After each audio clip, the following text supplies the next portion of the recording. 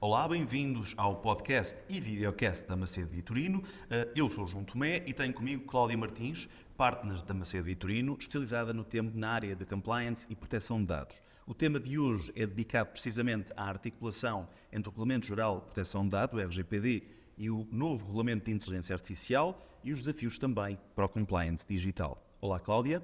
Olá. Bem-vinda. Olá, João. Podemos, se calhar, para dar algum contexto também, começar precisamente sobre aquilo que é o Regulamento Geral de Proteção de Dados, para aqueles que não sabem. Portanto, o Regulamento Geral de Proteção de Dados, que faz agora 6 anos da data da sua aplicação, também conhecido por RGPD, visa precisamente a proteção dos dados pessoais e da privacidade das pessoas. Eu digo sempre, das pessoas singulares, o indivíduo. Portanto, quando o RGPD entrou em vigor e depois dando um período de 2 anos para as entidades que tratam de dados pessoais se adaptarem, veio mudar o paradigma que existia em matéria de tratamento de dados pessoais. Ou seja, nós passamos de um modelo de heterorregulação para um modelo de autorregulação. Ou seja, que existe aqui uma proatividade por parte das entidades que tratam dados pessoais, ou seja, elementos que dizem respeito a cada um dos indivíduos. E não estamos a falar apenas do nome, da data de nascimento, do número do cartão de cidadão, pode ir muito para além disso, por exemplo, e muitas vezes as pessoas não têm essa noção, dados da vida privada, os gostos pessoais, são dados pessoais e exigem aqui a proteção que lhe é conferida por um regulamento, que é um regulamento da União Europeia, que é diretamente aplicável, ou seja, sem necessidade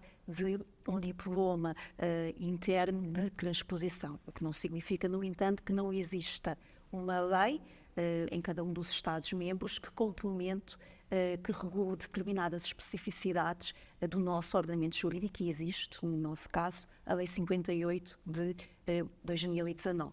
Para além da mudança de paradigma, que coloca também a tónica na proatividade por parte das entidades que tratam dados pessoais, também temos aqui uma novidade relativamente ao mecanismo sancionatório, ou seja, as sanções muitíssimo elevadas, que podem ir até 20 milhões de euros ou 4% do volume de negócios das empresas a nível mundial. Portanto, também aqui é uma diferença significativa. Do ponto de vista daquilo que foram as mudanças, mas também o sucesso do RGPD, qual foi esse nível de sucesso, ou seja, de forma a que, de facto, a proteção de dados está mais protegida? Qual foi o nível de sucesso, na verdade? Eu digo sempre que, quando falamos em matéria de RGPD, está sempre em causa um trabalho que é contínuo, ou seja, ele não ficou esgotado no dia 25 de maio de 2018, pelo contrário, eu acho que ali marcou o início daquilo que podemos chamar uma nova era em matéria de proteção de dados pessoais, e o sucesso é precisamente a maior consciencialização por parte de cada um de nós, mas também por parte das empresas que tratam de dados pessoais, que há um conjunto de obrigações que têm que cumprir, que é da sua iniciativa cumprirem essas obrigações e de analisarem quais são os riscos que no âmbito da sua atividade correm, e havendo tratamento de dados pessoais, e há sempre tratamento de dados pessoais, porque não nos enganemos, quando nós nos confrontamos com uma empresa que diz não, isto não tem nada a ver comigo, não tem nada a ver com o meu contexto, da minha organização, porque nós não tratamos dados pessoais. Não é verdade, basta pensar, por exemplo, nos dados pessoais dos colaboradores. E depois também temos de ter em conta, quando falamos no conceito de tratamento de dados pessoais, nós estamos a falar de um conceito que é extremamente abrangente, ou seja, não implica apenas uma atitude proativa por parte da empresa, o tratamento não é só isso, a conservação de elementos que dizem respeito a uma determinada pessoa, nem que seja um conjunto de folhas que está guardado dentro de uma gaveta, a própria conservação consiste num tratamento de dados pessoais. Não vai desde só a recolha, a leitura, a consulta, também a conservação, o apagamento. Portanto, há aqui um conjunto de ações que implicam o tratamento e, portanto, ele é transversal a todos nós enquanto indivíduos e todas as empresas, porque todas elas acabam por tratar dados pessoais. podemos dizer que é mais explícito, digamos assim, que as pessoas estão mais consciencializadas porque sabem o que é o dado pessoal, mas também, em outras situações, existe esse tratamento. Portanto, a avaliação tem que ser feita necessariamente. Nesses muitos casos em que empresas, de facto, precisam de estar mais atentas a essa situação, qual é a situação mais típica de empresas que não estão? Ou seja, qual é o primeiro passo que elas devem dar? São os procedimentos que se falava há pouco, ou seja, tenho este tipo de dados pessoais dos meus profissionais, quais são os procedimentos que eu devo fazer? Quais são os passos principais, assim, mais básicos que deve tomar? Eu aconselho sempre a fazer primeiro um diagnóstico. O que é isto do chavão do diagnóstico? O RGPD prevê, ainda que não seja para todas as entidades, para fazer aquilo que se chamamos um registro das atividades de tratamento, também conhecido por RAT, Registro das Atividades de Tratamento. E eu acho que mesmo para aquelas entidades que não tenham que fazer esse registro, porque não têm mais de 250 trabalhadores, eu acho que é um ponto de partida extremamente essencial. O que é este registro das atividades de tratamento? É saber exatamente que dados são tratados pela organização, para que finalidades, quais são as medidas que são adotadas para proteger aquela informação, qual é o prazo de conservação, se há aqui algum destinatário, algum intermediário, aquilo que nós chamamos a entidade que trata os dados por conta de quem é responsável pelo tratamento desses dados, que o RGPD apelida de subcontratante, mas acaba por ser o subcontratado, quais são as salvaguardas que são criadas. Portanto, eu acho que este é o primeiro dos exercícios, porque sem saber exatamente o que temos em casa, não vamos depois conseguir delinear um plano de implementação com um conjunto de medidas específicas para a diferenciação entre tratamentos. As empresas tinham o hábito de começar por, e nós fomos inundados de pedidos de consentimento perto do 25 de maio de 2018. Mas a verdade é que não devem começar pelo consentimento, por pedir o consentimento, ou por elaborar logo uma política de privacidade e de cookies, que é uma política que muitas vezes até é copiada de outros sites que não têm aderência à realidade, que é crítica, e não é desta forma que devemos encarar esta questão da privacidade e da proteção de dados pessoais, isto na perspectiva de quem trata os dados, na perspectiva das empresas. Portanto, um registro das atividades de tratamento, um levantamento dos dados, eu acho que é sem dúvida o primeiro passo e que eu recomendo, nomeadamente quando exerço atividades de encarregado de proteção de dados nas organizações. Nem todos precisam desse encarregado de proteção de dados. Nem todos precisam de encarregado de proteção de dados. É verdade, mas é importante que exista, e não quer dizer que seja uma pessoa em particular, mas é necessário que exista um departamento onde estas questões de tratamento de dados pessoais são analisadas, porque mesmo não existindo essa obrigação de designar o encarregado de proteção de dados face ao âmbito das atividades de tratamento que são exercidas, ainda assim esta matéria tem que ser tratada e tem que ser vista com outros olhos por parte das organizações. Mas também depois tem aqui um reverso, que é considerarmos, eu tenho um encarregado de proteção de dados, então tudo o que diz respeito a tratamento de dados pessoais, a proteção de dados pessoais na minha organização é da competência do encarregado de proteção de dados. Não é verdade. Este é um erro crasso. A responsabilidade é de cada um. Cada colaborador da organização tem que ser responsável em matéria de tratamento de dados pessoais. Claro que o encarregado de proteção de dados, o que visa? Visa precisamente verificar o cumprimento do Regulamento Geral de Proteção de Dados e aconselhar a organização. Quando existe, por exemplo, um tratamento que implique um elevado risco, aconselhar, nomeadamente através da emissão de pareceres, no âmbito das avaliações de impacto, por exemplo, mas não é o encarregado de proteção de dados ou a semelhança do encarregado de proteção de dados como compliance officer, que existe no âmbito também do compliance em outras matérias, que é o super-homem a quem tudo é entregue quando estão em causa tratamentos de dados pessoais. Não pode ser.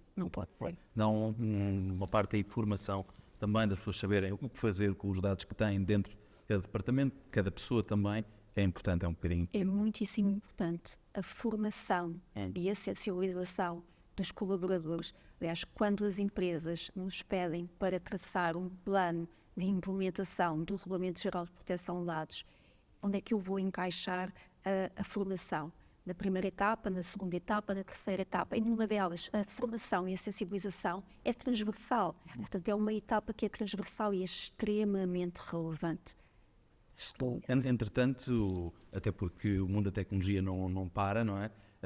Além do Regulamento Geral de Proteção de Dados que veio dar aqui resposta ao mundo da internet, mas não só, nesse mundo surgiu mais recentemente a inteligência artificial generativa, os modelos de linguagem, as respostas, a utilização deste tipo de novas realidades, sendo que a inteligência artificial é antiga, mas pelo menos este lado dos modelos de linguagem são mais recentes. Surgiu na Europa, inclusive, o regulamento de inteligência artificial especificamente. O que é este novo regulamento e também qual é a sua finalidade, na verdade? Bem, este regulamento que foi aprovado pelo Parlamento Europeu em março deste ano e depois pelo Conselho muito recentemente, portanto em maio também deste ano, ainda não está em vigor, aliás, ainda não foi publicado, aguardamos a publicação do texto do Regulamento de Inteligência Artificial, mas visa precisamente acautelar as questões de utilização que dizem respeito aos sistemas de inteligência artificial. E quando nós falamos de sistemas de inteligência artificial, nós aqui não podemos descurar, também estamos a falar de informação, muitas vezes é uma informação, conjunto de dados extenso, falamos muitas vezes também do conceito de Big Data, e portanto este regulamento de inteligência artificial vem precisamente criar um conjunto de regras que se baseia, que tem por base uma abordagem tendo em conta o risco associado à utilização dos sistemas de inteligência artificial e que recorrem, obviamente, a dados e a dados pessoais respeitantes ao indivíduo. Este regulamento de inteligência artificial, como eu disse, ainda não está em vigor, aliás, vai depois prever, uma vez entrado em vigor, um prazo de aplicação que pode variar, dependendo da matéria que está em questão, entre 6 a 36 meses, mas também aqui há uma mudança significativa, à semelhança daquilo que aconteceu com o Regulamento Geral de Proteção de Dados. É a primeira vez, acho que posso arriscar a nível mundial, que esta matéria é regulada com este detalhe. E, portanto, também aqui a União Europeia tem um papel pioneiro. Portanto, cada sistema de inteligência artificial tem riscos associados e o regulamento vem precisamente nesta abordagem baseada nos riscos dizer atenção à utilização de sistemas de inteligência artificial que são proibidos, portanto, não é possível essa utilização, por exemplo, como exemplo, o policiamento preditivo ou a utilização de dados biométricos com a finalidade de classificação de pessoas, dados biométricos, dados que são dados extremamente sensíveis. Portanto, há aqui níveis de risco totalmente proibido, de risco elevado. Pensemos, por exemplo, quando uma pessoa quer ter acesso a um crédito e a instituição financeira faz uma avaliação de crédito ou acesso a um seguro de saúde. Portanto, tem acesso a determinados elementos e as instituições financeiras hoje em dia recorrem a sistemas de inteligência artificial. O risco associado aqui é um risco que é elevado e, portanto, há determinadas medidas que têm que ser adotadas pelas entidades que recorrem, que usam este sistema, nomeadamente para que, quando se recorra a um crédito, eu sei porque é que o meu crédito, eu tenho que ter um fundamento para saber porque é que o meu crédito não foi aprovado. Por exemplo, há aqui, portanto, requisitos de transparência, mas vai muito para além daquilo que é a transparência e a confiabilidade no próprio sistema. Há outros requisitos que têm que ser adotados quando o risco é elevado. Portanto, nós estamos aqui a falar de práticas proibidas, em que o risco é inaceitável, risco elevado.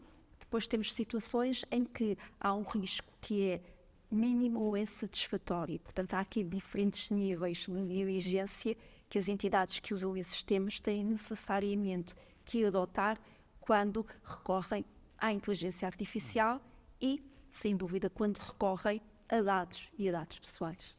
Portanto, neste caso, mediante o nível de risco, e tem de ser avaliado à partida, aquilo que as empresas vão fazer, as proteções que vão tomar, será de acordo com esse nível de risco também. Exatamente. E até as coimas que estão associadas ao incumprimento, por parte das empresas, também estão associadas ao nível de risco. Se nós já dizíamos que no âmbito do Regulamento Geral de Proteção de Dados estamos perante um regime sancionatório muito pesado, só para termos aqui uma ideia, quando falamos, portanto, de situações que são absolutamente proibidas, o incumprimento dessas regras pode levar a coimas até 35 milhões de euros ou 7% do volume de negócios anual, portanto, da empresa. Portanto, aumentámos aqui, digamos, como se costuma dizer, a fasquia. Portanto, também estamos aqui a falar de montantes ainda mais elevados, e daí a relevância também destas questões. Apesar de eu gosto de colocar a tónica não tanto no regime sancionatório, mas na questão de preventivo. O que é que podemos fazer para cumprir as regras? Qual é o plano de ação? Existe um exemplo muito concreto aí, que a Cláudia falou, do ponto de vista de, num ambiente financeiro, a atribuição de um crédito, a pessoa saber porque é que o crédito não lhe foi atribuído, o que é que está por trás. Os sistemas de inteligência artificial são muito bons a fazer previsões, a analisar dados e fazer previsões. Não são tão bons, e é conhecido isso, a oferecer a justificação porque é que chegaram lá, como chegaram lá.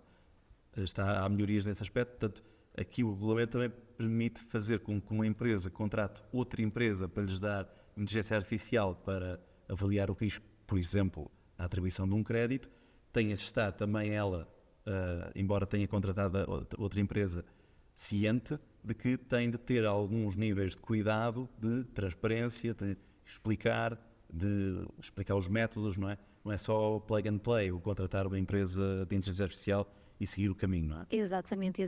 E, aliás, o Regulamento de Inteligência Artificial também coloca a tónica na cadeia de valor. E, portanto, aqui também é extremamente relevante. Ou seja, não basta contratar uma empresa portanto, que faz o tratamento desses dados e que recorre a sistemas de inteligência artificial. Também há aqui uma corresponsabilização por parte das empresas que recorrem a outras empresas. E sempre, obviamente, com repercussões a nível do mercado da União Europeia, porque nós estamos a falar de um regulamento, mais uma vez também aqui é um regulamento, ele é diretamente aplicável, não necessita de transposição, mas tem repercussões a nível da União Europeia. Não se resume ao espaço da União Europeia, ou seja, embora quem preste um serviço a nível de inteligência artificial até pode estar localizado na União Europeia, mas se o foco for a União Europeia, está sujeito ao regulamento de inteligência artificial. Atenção aqui, mas a cadeia de valor também é extremamente relevante para efeitos também de responsabilidade pela utilização destes sistemas. Para quem não conhece o regulamento, é novo, ainda não está em aplicação, quais são as principais medidas e também requisitos que deve ter em conta, os primeiros passos também para conhecer esta realidade? Portanto, mais uma vez, as empresas têm que perceber se usam sistemas ou não de inteligência artificial. E ao utilizarem sistemas de inteligência artificial, como é que são alimentados esses sistemas de inteligência artificial? A maioria deles são alimentados através de dados e de dados pessoais. E aqui é extremamente também importante saber como é que esses dados foram recolhidos. Porque uma das principais questões que se pode colocar a nível da articulação do Regulamento Geral de Proteção de Dados e do Regulamento de Inteligência Artificial é precisamente esta recolha, e uma recolha que pode ser uma recolha indireta de dados.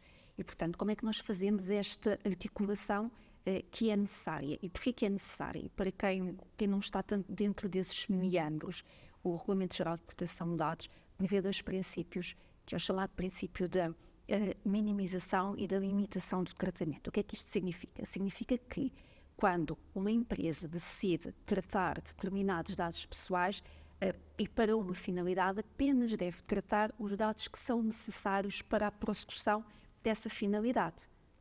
E, portanto, isto é aquilo que chamamos o princípio da limitação do tratamento.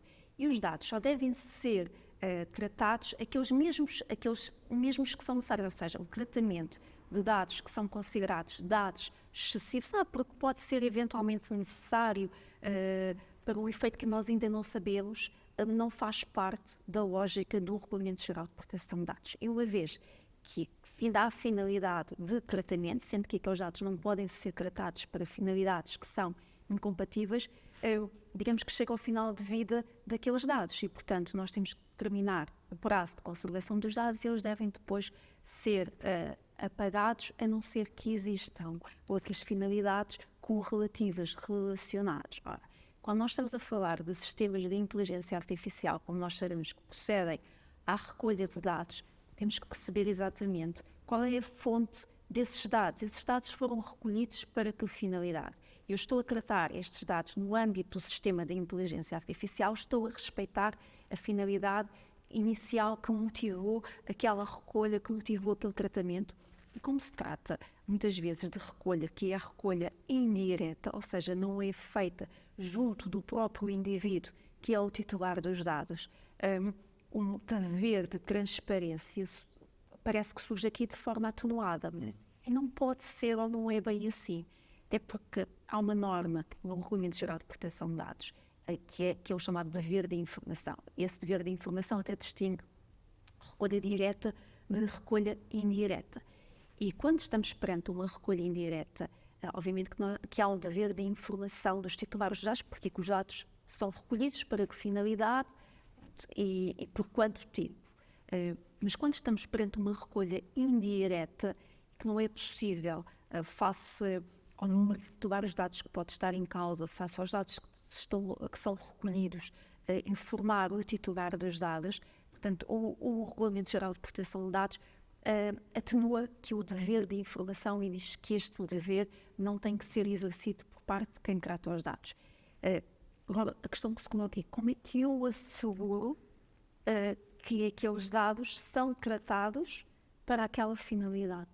Como é que, eu agora estou falando da perspectiva do titular dos dados, como é que o titular dos dados sabe? Eu sei que os meus dados, eu posso ter dado o consentimento, pode estar em causa um interesse legítimo de quem trata os dados, ou pode estar em causa outros fundamentos, mas como é que sabe que realmente há este respeito por estas normas? E esta articulação entre o Regulamento Geral de Proteção de Dados e o Regulamento de Inteligência Artificial é extremamente relevante. E atenção, que o Regulamento de Inteligência Artificial não tem nenhuma norma específica relativamente ao tratamento de dados pessoais, mas nós sabemos que teríamos que aplicar o Regulamento de Inteligência Artificial em articulação com o Regulamento Geral de Proteção de Dados, precisamente para estas questões, e depois existem várias outras questões que também têm que ser acauteladas. Por isso daí também a importância quando falamos do Regulamento de Inteligência Artificial. Eles estão, de certa forma, ligados um ao outro, não é? Portanto, um dá o suporte de proteção de dados ao outro. O outro é um regulamento sobre a inteligência artificial, mas como a inteligência artificial depende muito da proteção de dados, o outro está lá para dar o suporte nessa parte necessária. Exatamente. Em concreto. Não é? Sim, e não é só a nível do Regulamento Geral de Proteção de Dados. Também temos, por exemplo, normas relativamente aos direitos dos consumidores, normas relativamente a produtos defeituosos. Também estas normas têm que ser aplicadas em articulação com o Regulamento de Inteligência Artificial, e também elas têm aqui uma proveniência de direitos da União Europeia. Portanto, e em articulação. Ou, do ponto de vista daquilo que as pessoas mais associam inteligência artificial, embora ela esteja presente nos seus telemóveis há muitos anos, em muitas aplicações, em muitos serviços que usam, mas muita gente associa a inteligência artificial aos mecanismos de conversa, os chats, o chat GPT, há outros, tem muitos utilizadores, inclusive já na Europa, é recente, desde o final de 2022, mas de que forma é que o Regulamento Geral de Proteção de Dados, no Regulamento de Inteligência Artificial neste caso, até ajuda as empresas também, mas regulamenta a ligação que eles têm com estes mecanismos de conversação, estes chats de inteligência artificial generativa. Sim. Portanto, estes modelos de inteligência artificial de finalidade geral quando são integrados em sistemas, o regulamento de inteligência artificial designa-os como sistemas de inteligência artificial de finalidade geral, ou seja, visam várias finalidades. Mas sucede que podem ser utilizados de forma autónoma, mas também podem ser utilizados associados com outros sistemas de inteligência artificial. E, portanto, fica na utilização, que não é apenas uma utilização autónoma, mas a utilização em ligação com outros sistemas de inteligência artificial. É preciso avaliar se existe um risco que pode ser um risco sistémico e se, porque, enfim, utilizar à partida o exemplo do ChatGPT não está dentro daquilo que consideramos de risco elevado, mas associando a utilização do ChatGPT com outros modelos ou com outros sistemas de inteligência artificial, poderá aqui levar a um risco que poderemos considerar, dependendo das finalidades que depois são utilizadas, um risco sistémico, e, portanto, as medidas que têm que ser adotadas, mais uma vez também aqui falamos da cadeia de valor, porque o ChatGPT pode ser, e não digo que seja, mas pode ser, entre aspas, inofensivo, mas também não digo que seja inofensivo ou não, mas em conjunto com a utilização de outros sistemas poderá ter um efeito diferente e, portanto, as medidas de salvaguarda que têm que ser utilizadas pelas empresas que recorrem a estes sistemas pode ser diferente de acordo com o risco que implica a sua utilização. E, portanto, aí a necessidade de, por exemplo, a gestão do próprio sistema, ter normas técnicas mais detalhadas, ter inclusivamente códigos de conduta quanto à utilização desses sistemas, entre outras medidas, são aqui também importantes, e o Regulamento de Inteligência Artificial vem precisamente impor a implementação, dependendo do grau de risco, de medidas como estas que acabei de dizer. Muitas empresas fizeram exatamente até a parte de código de conduta, de como utilizar ChatGPTs e outros tipos de sistemas, que tipo de dados da empresa se pode pôr lá. Portanto, algumas fizeram proativamente. O Regulamento de Proteção de Dados, de certa forma, também acaba por ajudar nesse caminho de proteção de dados da empresa, não só de pessoas que a empresa tem como colaboradores ou até de clientes, não é? Portanto, ajudou um bocadinho nesse caminho. Sem dúvida. Eu acho que é importante que os utilizadores destas tecnologias tenham, mesmo quando não existe o código de conduta, pelo menos se interroguem de qual deve ser o seu comportamento. Porquê? Porque estes sistemas alimentam-se de dados, da informação que é neles colocada. Portanto, quando nós estamos a utilizar para fins profissionais uma ferramenta como o ChatGPT, ou estamos a pedir a um tradutor para fazer a tradução de um documento, tem que haver o cuidado. Porquê? Porque esses documentos podem conter informações sensíveis. E não estou a falar apenas no âmbito da advocacia, das sociedades de advogados, mas estou a falar do próprio contexto das empresas. Podem ter segredos de negócio, podem ter ali matérias que são sensíveis e estão protegidas. E, portanto, atenção àquilo que deve ser colocado dentro de um tradutor automático ou dentro de um ChatGPT. E daí que os códigos de conduta sejam aqui também uma medida que é importante, mais uma vez também da sensibilização, para que as pessoas consigam utilizar o ChatGPT e retirar daí os benefícios que têm, porque tem benefícios, mas atenção que também há outras questões que têm que ser tuteladas, nomeadamente a divulgação, informação que é confidencial, a divulgação de nomes de clientes, a divulgação de informação constitui segredo de negócio, que pode ser prejudicial à concorrência, entre outras, não podem ser colocadas quando estamos a trabalhar no ChatGPT ou em outro sistema ou outro modelo de inteligência artificial. Daqui é também importante, mas mais uma vez não podemos cair aqui, como disse logo no início, em que as empresas se apressaram a fazer a sua política de privacidade. Atenção aos códigos de conduta que não podem ser, eu costumo dizer sempre isto, códigos de conduta, aliás, o compliance nunca pode ser um compliance feito no papel. Um código de conduta não pode ser simplesmente a repetição de um outro código que foi retirado da internet, do Google, e que tem até uma linguagem que é acessível, transmite bem a mensagem, mas será que adere ao contexto da organização?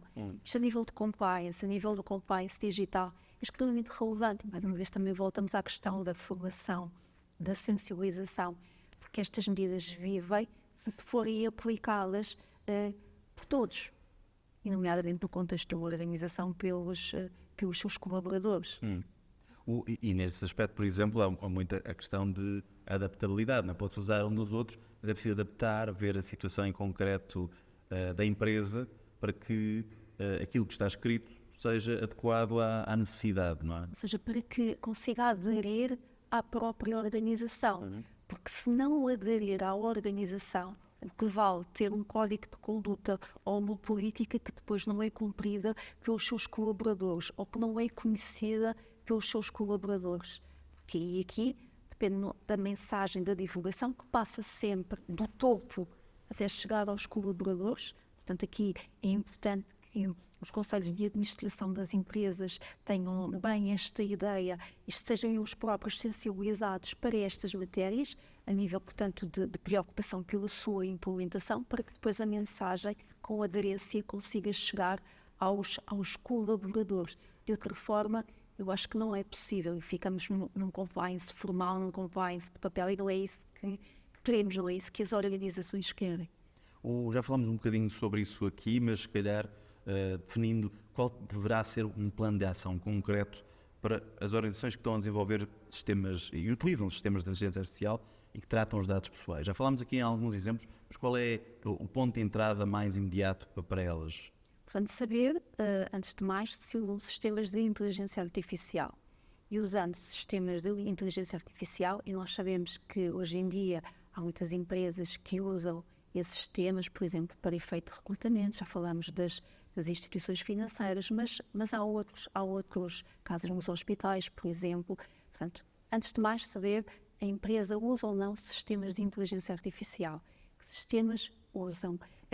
O que é que está subjacente àquele sistema de inteligência artificial na perspectiva da informação que é recolhida e que depois é tratada pelo próprio sistema e readaptada, porque é isto que um sistema de inteligência artificial também faz. A partir daí, e voltando aqui ao tema da articulação entre o RGPD e o Regulamento de Inteligência Artificial, perceber esta informação foi recolhida de que forma? Qual é a base, o fundamento da licitude para o tratamento desta informação? É só para desmistificar, quando falamos de fundamento de ilicitude, é aquilo que permite as empresas tratarem os dados pessoais. E o RGPD é um conjunto de fundamentos. Consentimento do titular dos dados, que é o mais conhecido. Portanto, podemos estar perante o cumprimento de uma obrigação legal, a prossecução de um interesse legítimo do responsável pelo tratamento a um terceiro, execução de diligências pré-contratuais ou execução do próprio contrato, prossecução de um interesse público. Portanto, é importante saber qual é o fundamento e depois também perceber se esta recolha é uma recolha direta ou uma recolha indireta. Porquê? Porque depois é importante saber como vai ser feito em termos de satisfação dos direitos dos titulares dos dados. Imaginemos, o mais conhecido é o direito ao pagamento ou o direito ao acesso, mas também é o direito à informação. Quando a recolha é direta, há o dever, as empresas têm o dever de informar aqueles que são os titulares de informação, como é que aquela informação é utilizada, inclusivamente no âmbito de um sistema de inteligência artificial. E depois, percebendo este mecanismo, quais são as medidas na prática que têm que ser adotadas, quais são as medidas, e atenção que também aqui há bocado falámos de articulação com outras regras, também aqui as questões de cibersegurança também são extremamente relevantes. Quais são as medidas de segurança, as medidas organizativas e de segurança que têm que ser adotadas? Terei aqui que ter mecanismos de encriptação, por exemplo, ou de pseudonimização mais robustos para proteger a informação que está em causa, para evitar precisamente as questões de violação de dados. E em última análise, não é o titular dos dados, o detentor da informação, que perde completamente o controle de informação que é dele, porque a informação, quando falamos de dados pessoais, e dados, atenção, que podem estar em causa dados da vida privada. O titular dos dados é o próprio indivíduo, não são as empresas que tratam os dados. É necessário articular o Regulamento Geral de Proteção de Dados e o Regulamento de Inteligência Artificial com outras normas, com outra legislação, também aqui em termos de medidas de segurança a adotar, e nomeadamente questões de cibersegurança, também aqui têm que ser acauteladas. E têm que ser acauteladas, obviamente, pelas empresas que recorrem a estes sistemas de inteligência artificial, sob pena de estarmos aqui no âmbito de práticas que podem ser proibidas ou de práticas que são consideradas, sistemas que são considerados, aliás, de risco elevado, depois a sujeição de elevadas coimas, como também já tínhamos referido, e que podem atingir os 7% do volume de negócios ou os 35 milhões de euros. Portanto, pode haver uma circunstância que uma empresa faz tudo bem, toda a parte interna faz tudo bem, está a tratar os dados pessoais tudo bem, mas se a parte de segurança ou cibersegurança é desprotegida e um hacker tem acesso a dados pessoais que são complicados de ter, a empresa, todo o esforço anterior é posto em causa porque os dados foram expostos, porque não houve aqui segurança na proteção dos dados em concreto. Exatamente. Poderá ser posto em causa, e depois há um conjunto de mecanismos que têm que ser adotados e, para além, portanto, da falta de proteção, depois tem, obviamente, implicações no próprio negócio da empresa e na imagem da própria empresa. E quando nós falamos de compliance, nomeadamente no compliance digital, a questão das consequências negativas associadas ao facto de as empresas não cumprirem não apenas a legislação, aquilo que resulta da hard law, e nós estamos aqui a falar do RGPD, do Regulamento de Inteligência Artificial, são hard law, mas também da soft law. E nós falámos há pouco dos códigos de conduta, das políticas que são adotadas por forma a aderir. Portanto, tudo isto tem um impacto, e tem um impacto para a própria empresa, para a sua imagem, para a competitividade face a outros parceiros e até face a outros stakeholders e para a sociedade em geral, como é obviamente. Por último, qual é a importância do compliance digital nos dias de hoje, mas pensando aqui concretamente no tipo de compliance digital que a maior parte das pessoas não sabe que deveria fazer, mas devia? Eu por mim falo, se calhar, para mim o compliance é extremamente relevante. Portanto, não só, e hoje de facto também a articulação do RGPD com o Regulamento de Inteligência Artificial, portanto estamos aqui numa área de compliance digital, mas o compliance em geral, e nós estamos aqui a falar de um chavão, porque não é disso que se trata. E muitas vezes as empresas não têm bem a noção de quando falamos em compliance. Compliance, sim, o cumprimento e o cumprir a lei, mas não têm bem a noção das repercussões que pode ter. Quando nós falamos em compliance, no cumprimento da lei, de normas aplicáveis, de soft law, nós estamos a falar essencialmente de transparência, de confiança e, portanto, da própria imagem da empresa.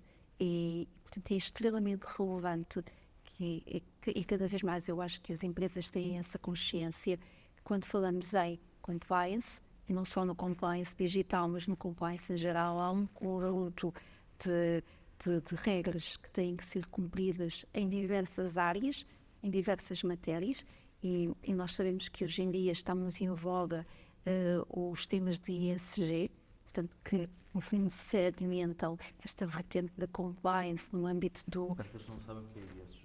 ESG, portanto a sigla que resulta de ambiente, de social e de governance, portanto de governo societário. E, portanto, as empresas têm que ter em atenção, têm que cumprir estas três vertentes. E o que isto implica? Portanto, todas as empresas têm a mesma dimensão. Nós não podemos exigir os mesmos requisitos nestas três componentes a uma pequena e média empresa em relação a uma grande empresa. É importante, portanto, que tenham em conta que o meu negócio, a minha atividade interfere nestas componentes de ambiente social e de governance. E depois de terem essa consciência, quais são as métricas que têm que ser criadas para eu conseguir medir se a minha atuação vai de encontro dentro das metas que eu criei em estas 3 componentes. E porquê que isto é importante? Mais uma vez também aqui falamos de compliance, obviamente, mas da cadeia de valor. Porque uma pequena e média empresa pode dizer, não, isto não é importante para mim, não tem relação. Não é verdade. Porquê? Porque quando estamos a falar de empresas e de grandes empresas que contratam outras empresas e podem ser empresas de menor dimensão, tem em conta precisamente se essa empresa tem um código de conduta e ética, qual é os compromissos que são assumidos em matéria de prevenção da corrupção, do branqueamento de capitais, a nível da proteção de dados pessoais, se recorre a sistemas de inteligência artificial, qual é o risco associado à utilização destes sistemas de inteligência artificial, e podem dizer, não tem nenhuma relação. Tem. Porquê? Porque muitas vezes são utilizados sistemas de inteligência artificial a nível de recrutamento, por exemplo. Estamos aqui numa componente do S, que está ligada também aos direitos humanos, aos direitos dos colaboradores, por exemplo, ou estamos ao recorrermos a sistemas de inteligência artificial para fazer uma busca no âmbito da prevenção do branqueamento de capitais, para conhecer o Know Your Customer, para cumprir o Know Your Customer, que existe, que é um dever no âmbito do branqueamento de capitais. Também aqui está associado a componente de governance. Portanto, é daí que o compliance seja transversal, não é apenas uma tarefa do compliance officer, é transversal a toda a organização, e toda a organização deve funcionar em uníssono, digamos, como um todo, obviamente dentro das responsabilidades e das funções de cada departamento, mas tendo em conta que cada colaborador é responsável, porque a organização não vale por si própria, vale pelo conjunto dos seus colaboradores, mas também a responsabilidade da própria organização na sensibilização e na formação dos colaboradores. E aqui, no âmbito do compliance digital, é exatamente o mesmo princípio. Claro, é curioso ver esta parte de mais negócio para empresas pequenas, significa ter melhor compliance digital, porque se tiverem negócio com empresas grandes, elas vão querer que ela tenha uma resposta para todas aquelas coisas que essa empresa grande precisa. Portanto... Sem dúvida, porque a questão dos sistemas, as questões associadas à utilização de dados, aos sistemas de inteligência artificial, não estão diretamente ligados à dimensão da empresa. Podem estar ligados à atividade que aquela empresa exerce, até pode ser uma empresa que para efeitos da lei seja considerada uma pequena ou média empresa, mas o risco associado ao exercício da sua atividade por exemplo, envolver um conjunto, um volume de dados significativo, traz aqui riscos para a própria empresa e para as empresas com as quais esta, independentemente da dimensão, contrata. E nenhuma multinacional vai querer estar envolvida, por exemplo, eu acho que as pequenas e médias empresas percebem melhor assim, vão querer estar envolvidas, vão querer contratar, ou vão querer ter no leque dos seus fornecedores e prestadores de serviço uma empresa que não cumpre regras de segurança a nível digital, uma empresa que tem consecutivas violações de dados. Não vão querer, certamente, não vão querer. E esta é uma das questões que se coloca, mas depois também há outras a nível de direitos humanos, a nível de governance, a nível ambiental. Portanto, tudo está, digamos, interligado. Portanto, há aqui um trabalho, que é um trabalho, sem dúvida, que é hercúleo, mas só se consegue, mais uma vez, com a intervenção de todos, com a participação de todos e com a sensibilização e a formação de todos os colaboradores, e passando, mais uma vez, sempre, que, aliás, começando no topo, nos conselhos de administração, porque é daí que tem que passar a mensagem. Percebo. Nosso tempo chegou ao fim. Obrigado, Cláudia. Obrigada, João. Ficamos aqui com uma explicação sobre proteção de dados, inteligência artificial, este novo lado do regulamento que surge aí também. E está feito. Até à próxima. Obrigada.